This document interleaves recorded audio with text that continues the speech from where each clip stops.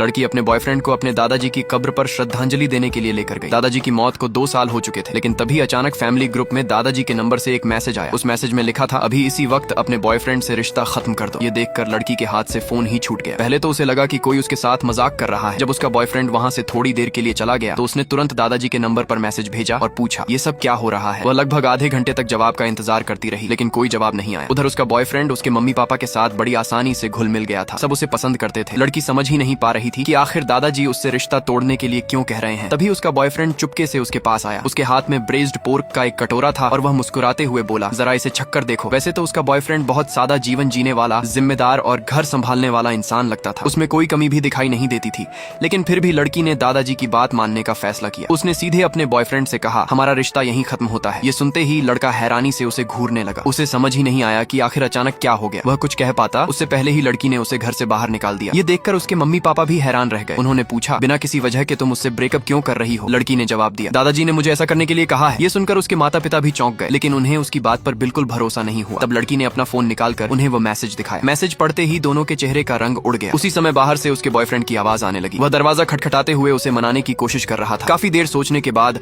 लड़की के पिता ने फैसला किया कि चाहे कुछ भी हो, दादाजी की चेतावनी को नजरअंदाज नहीं किया जा सकता। उन्होंने कोई बहाना बनाकर लड़के को फिलहाल वहाँ से भेज दिया। उसके जाने के बाद अचानक उन्हें एक बात याद आई। दादाजी अपनी मौत से पहले एक लकड़ी का बक्सा छोड़ गए थे। माँ तुरंत उठी और वह बक्सा लेकर आई। जब उन्होंने उसे खोला तो अंदर सिर्फ एक पुराना पीला पड़ चुका कागज रखा था। उस पर सिर्फ एक शब्द लिखा था, भागो। ये शब्द पढ़ते ही तीनों के होश उड़ गए। लड़की के पिता जानते थे कि उनके दादाजी गांव के बहुत मशहूर फेंग शुई मास्टर थे। उन्हें उनकी हर बात पर पूरा विश्वास था। अगर दादाजी ने भागने के लिए कहा है तो इसका मतलब यहाँ रुकना बिल्कुल भी सुरक्षित नहीं है। उन्होंने फैसला किया कि कुछ दिनों के लिए पुराने पुश्तैनी घर में जाकर रहेंगे। तीनों ने तुरंत अपना सामान पैक किया और शहर छोड़कर निकल पड़े। जब वे पुराने घर पहुंचे तो लड़की के फोन पर लगातार उसके एक्स बॉयफ्रेंड के मैसेज आने लगे। वो बार बार उससे रिश्ता दोबारा शुरू करने की विनती कर रहा था। लड़की जैसे ही उसे जवाब देने लगी तभी अचानक दादाजी का एक और मैसेज आ गया। उसमें लिखा था, उसे बिल्कुल जवाब मत देना। ये देखकर लड़की को यकीन हो गया कि सचमुच दादाजी किसी तरह उससे संपर्क कर रहे हैं। उसने तुरंत पूछा, दादाजी आप मुझे उससे दूर रहने के लिए क्यों कह रहे हैं? कुछ देर बाद जवाब आया, उस लड़के के आसपास बहुत अजीब और खतरनाक आभा है। जो भी उसके करीब जाएगा उसके साथ कुछ न कुछ बुरा जरूर होगा। इसके बाद दादाजी ने उन्हें सलाह दी कि वे कुछ दिनों के लिए उनके एक शिष्य के घर जाकर रहें। अब एक पल भी रुकने का समय नहीं था। पूरा परिवार तुरंत कार में बैठा और वहाँ से निकल पड़ा। लेकिन वे अभी आधे रास्ते तक ही पहुंचे थे